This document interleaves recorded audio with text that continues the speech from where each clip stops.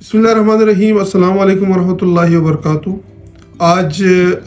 Passport के हवाले से हम डिस्कस करेंगे। मुख्तलिफ़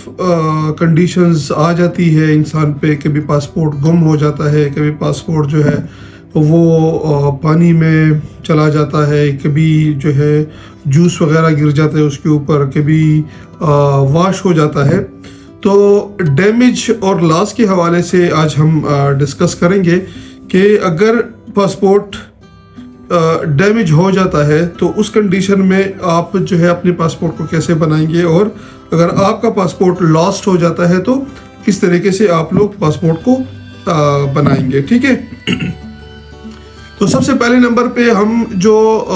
पासपोर्ट, फॉर एग्जांपल अगर मैं कुवैत में इधर हूँ या आप लोग किसी भी कंट्री में हो, लेकिन मैं कुवैत के हवाले से इसलिए डिस्कस करूँगा क्योंकि कुवैत के लॉस का मुझे पता है, तो मैं वही आप लोगों को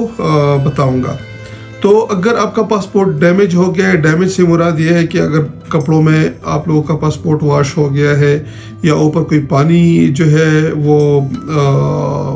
गिर गया है या कोई और मसला हुआ है और आपका पासपोर्ट जो है या किसी बच्चों ने या गलती से जो है वो फट गया, डैमेज हो गया, तो उसके लिए आप लोगों को जो है अपने उसी पासपोर्ट को लेके आप लोगों ने जाना है एम्बेसी में। ठीक है, एम्बेसी में, पाकिस्तान एम्बेसी में जाके आप लोग एक एफिडेविट लिख के कि ये पासपोर्ट जो है ये मेरा इसी तरीके से जो है वो डैमेज हो गया है।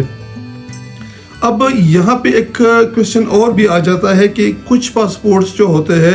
वो प्राइवेट पासपोर्ट होते हैं, मतलब नॉर्मल जो पासपोर्ट होता है वही है। कुछ पासपोर्ट ऐसे होते हैं जिस पे लिखा होता है कि गवर्नमेंट सर्विस, ठीक है, या गवर्नमेंट एम्प्लॉय या गवर्नमेंट सर्वेंट। कभी कभार ये होता है कि जो गवर्नमेंट एम्प्लॉयज़ होते हैं वो जब अपना पासपोर्ट बनाते हैं तो सिस्टम में वो ये एंटर कर देते हैं कि मैं गवर्नमेंट एम्प्लॉय हूँ, तो वो पासपोर्ट के ऊपर भी प्रिंट हो जाता है और सिस्टम में भी ये आ जाता है कि ये गवर्नमेंट एम्प्लॉय है। तो इन केस अगर आपके सिस्टम पे गवर्नमेंट एम्प्लॉय लिखा हुआ है या गवर्नमेंट सर्वेंट लिखा हुआ है और पासपोर्ट के ऊपर भी लिखा हुआ है, तो फिर आपको वहां से एनओसी लेनी पड़ती है। जहां पे आप जॉब कर रहे हैं पाकिस्तान में, तो वहां से आप लोगों को एनओसी लेनी होती है। एनओसी जो आपका जो भी हॉस्पिटल है या जो आपके डिपार्टमेंट्स होते हैं वहाँ पे, या डीजी हेल्थ होता है, वहाँ से आपको एनओसी लेना होता है। एनओसी में ये लिखना होता है कि हमें कोई जो है ऑब्जेक्शन नहीं है इसके पासपोर्ट बनाने पे। ठीक है, अब वहाँ पे कुछ लोग ये कर लेते हैं कि एनओसी ले लेते हैं, एनओसी लेके फिर एम्बेसी जाते हैं। एम्बेसी में वो अपना पासपोर्ट और उसके साथ जो है वो एक एफिडेविट जमा कर लेते हैं और अपना वो एनओसी जमा कर देते हैं, तो उनका काम जो है आसानी से हो जाता है। उसमें फिर एक मसला ये होता है कि कुछ लोग ऑनलाइन अप्लाई कर लेते हैं। ऑनलाइन अप्लाई जब आप लोग कर लेते हो तो उसमें फिर आपका जो पासपोर्ट अगर सरकारी मुलाजिम का है, लाइक कि आपके पासपोर्ट के ऊपर लिखा हुआ है गवर्नमेंट सर्विस या गवर्नमेंट सर्वेंट या गवर्नमेंट एम्प्लॉय,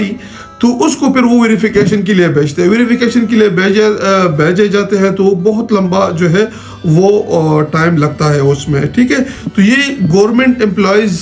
का ये है कि अगर कोई एक बंदा गवर्नमेंट एम्प्लॉय है लेकिन उसने डिक्लेयर नहीं किया अपने पासपोर्ट पे भी, और जब वो अप्लाई कर रहा था तो उसने ये नहीं कहा कि मैं गवर्नमेंट एम्प्लॉय हूँ, लेकिन वो गवर्नमेंट एम्प्लॉय है और उसके पासपोर्ट पे ऐसा कुछ भी नहीं लिखा गवर्नमेंट एम्प्लॉय का, तो उसके लिए कोई मसला नहीं है। वो जाके सिर्फ अपना पासपोर्ट जमा कर दे और एफिडेविट साथ में वो लिख के दे दे कि ये मेरा पासपोर्ट जो है इसी वजह से ख़राब हो गया है, तो वो हैंड टू हैंड वो जमा हो जाता है। ठीक है, अब आते हैं कि जो प्राइवेट सर्वेंट्स है वो तो ऑलरेडी मैंने बता दिया कि प्राइवेट सर्वेंट्स के लिए और कुछ भी नहीं करना होता, सिर्फ जाके अपने पासपोर्ट को एम्बेसी में देना होता है और वहाँ पे जो उनकी फ़ीस है वो देके आपका पासपोर्ट आप लोगों को मिल जाता है। ठीक है, अब अगर आपका पासपोर्ट जो है वो लॉस हो चुका है, आपको पासपोर्ट जो है नहीं मिल रहा या कहीं पे आप लोगों ने घुमा दिया है या कोई और इशू है जो आपको पासपोर्ट आपका नहीं मिल रहा, तो लॉस के लिए यहाँ पे सबसे पहले आपको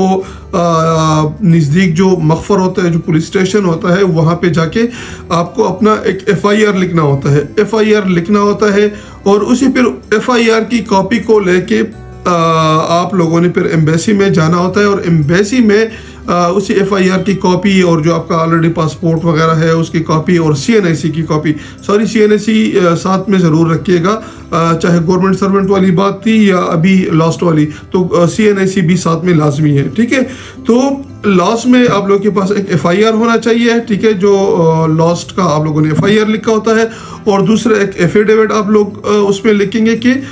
ये एफिडेविट है, मेरा ये पासपोर्ट यहाँ पे लॉस हुआ है, और फिर आप लोग वहाँ पे